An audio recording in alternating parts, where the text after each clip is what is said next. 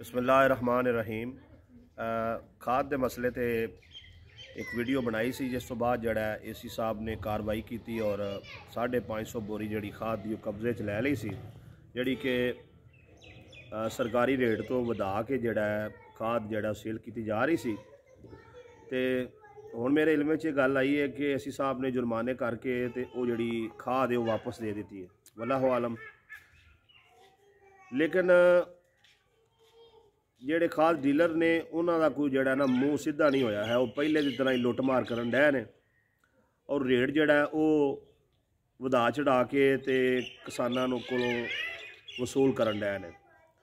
मेरी एसी साहब अगे गुजारिश है कि सर, अगर तुसी कोई नेकी करनी है किसानों के नाल, गरीब आवाम के नाल, ते अपनी जेरे निगरानी जड़ा इन्हां दी खाद सेल करवाओ जड़ा कि सरकारी रेट ने उहदे मुताबिक, ताकि किसान जड़ा हुण फसलां बीज रहे हैं तो उस रेट ते खाद खरीद के ते बेहतर तरीके दे नाल जड़ा जो भी फसल उन्हें बीजनी है बीज सकन, ना कि उन्होंने को जुर्माने लैके उन्होंने छड़ दिओ तो वह फिर जड़ा पहले की तरह महंगे रेट बेचन। मसले का हल कढ़िया जाए, मसले नूं जड़ा ना उहदे विगाड़ ना पैदा किया जाए। खाली जुर्माने को हल नहीं, जुर्माने करने तो बाद फिर अगर उन्हें उही लुटमार करनी तो जुर्माने करन दा आवाम नूं की फायदा होया।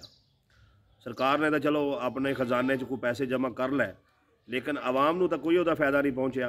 असल मकसद जिहड़ा वो आवाम नूं रिलीफ देना है, तो वो इस सूरत ही मुमकिन है कि जिमें हुकूमत जिहड़ा कोई आटे का ट्रक लवा देंदी है, इस तरीके नाल ये जिहड़े डीलर ने, जिहड़े दुकानदार ने, या तो इन्हां दे कोलों जिहड़ा एक कोई अड्डा लवाया जाए जिथे वो सरकारी रेट से खाद सेल करन, तो या हुकूमत अपने तौर पर जिहड़ा एसी साहब DC साहब नूं रिक्वेस्ट करन और अगे जिवें मुनासिब समझते हैं सड़कपुर जिहड़ा मुख्तलिफ जिहड़ियां खादां ने वो गरीब किसानां तक पहुँचाण, ताकि वह भी जिहड़ा सही तरीके दे नाल अपने फसल की बुआई जिहड़ा वो कर सकन।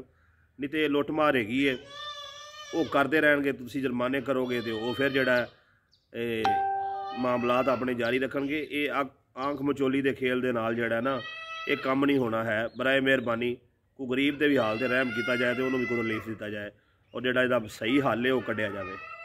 खाली जुर्माने कोई हल नहीं, ये लुटमारी नहीं खलोनी है।